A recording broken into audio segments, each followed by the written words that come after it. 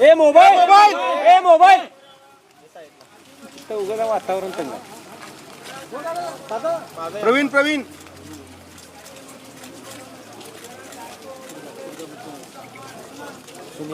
मागे जागायचं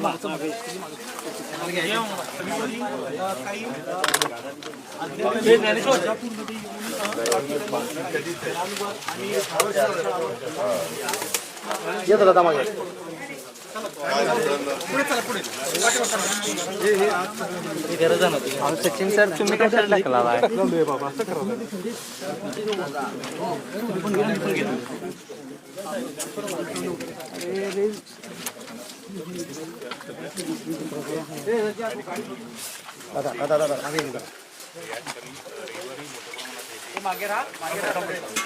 आज जाऊ नका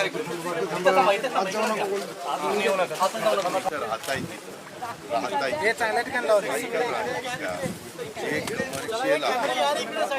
संदर्भातलं ते कुणाचं आहे ते एक्स आहे वायचं आहे झेडचं आहे हा काही विचार तिथं केलेला नाहीये.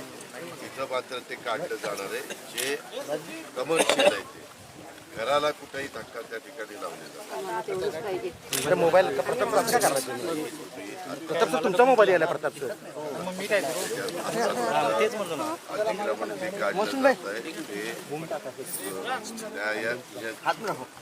न्यायप्रविष्ट बाब आहे आणि विचार विनिमय करूनच हे केलं जातं. माझं एवढंच म्हणणं आहे की ह्या महाराष्ट्रात राहण्याचा सगळ्यांना अधिकार आहे, त्याच्याबद्दल दुमत नाही. फक्त राहताना सगळ्या समाजाने सगळ्या जाती धर्मांनी नियमाप्रमाणे कायद्याचं पालन करून सगळ्यांनी राहावं एवढीच त्याच्यामध्ये गोष्ट आहे. तुम्हाला ऐका ना, तुम्हाला वाऱ्यावर कुणाला सोडलं जाणार नाही. आता पहिल्यांदा इथं जे काही नुकसान झालंय तिथं काढलंय ते अतिक्रमण काढलंय. इथं निष्पाप लोकांचे मोटरसायकली जाळल्यात किंवा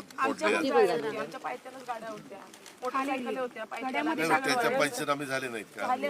आम्ही वरून खाली आम्हाला कोणी उतरवलेलं पण नाही आणि ऍक्च्युली पण नाही. आता आमच्या मुलाशी सरळ दूध नाही आहे, औषधोपचार कुणाची होईना झाले, आणखी कसं ही सगळं तोडफोड चालली आहे. त्याच्यात कोण कोण राहते कमर्शियल तुमच्या राहणाऱ्या ठिकाणी कुठं काय केलंय? घरातनं बाहेर काढून हे स्वतः कलेक्टर आहे, एसपी सगळे राहती नाही. पण कमर्शियल मध्ये का राहता जर तोडलेला असेल तर त्याच्या संदर्भातली आम्ही जी काही मदत करायची नीट ऐका. राहतं तोडलेला असेल तर राहतं घर मी राहत होते तिथं, मी दवाखान्यात गेले असताना माझं राहतं घर तोडलेलं. कमर्शियल मध्ये तुमचं काय नाव आहे? मध्ये राहत होता. तुम्ही तिथं काय करत होता व्यवसाय? आम्ही रूम भरायचो. अच्छा, म्हणजे पर्यटक आल्यानंतर एक दिवसाकरता 2 दिवसाकरता तोच व्यवसाय कमर्शियल. येणाऱ्या पर्यटकांना आपलं रूम पाणी द्यायचं तेच कमर्शियल, तेच आहे आमचं. आणि ते पण 2-2.5 वर्षापूर्वी म्हणजे 31% चालू आहे. त्यात आमचा उदरनिर्वाह चाललाय, त्यात हे सगळं केलंय.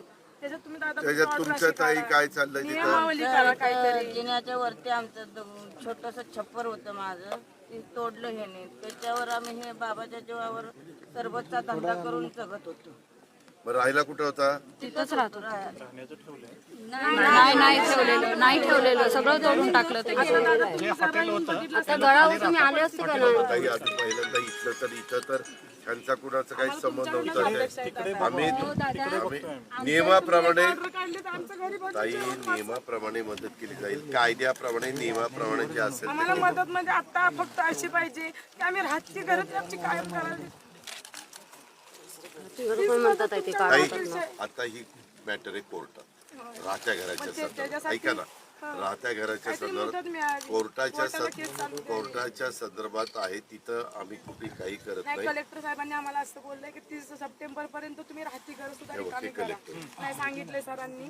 आमची माणसं आम्हाला म्हणतात की 30 सप्टेंबर पर्यंत राहती घर तुम्ही रिकामी करा, नाही तर येऊन तोडली जातील. आणि त्याच्यात अतिक्रमण अशी घोषित केलेली आहेत. आम्ही पूर्वी पण राहायला तिथंच होतो. हो, कमी मोजणी पत्रात एक मिनिट, मला सगळ्यात तुम्हाला सांगायचंय, तुम्ही घाबरून जाऊ नका. आता पहिल्यांदा इथं जे काही नुकसान झालं ह्या वाडीमध्ये इथलं पहिल्यांदा आम्ही सगळं नीट कसं झालंय दादा वरतीपर्यंत कोण पोहोचू शकत नाही.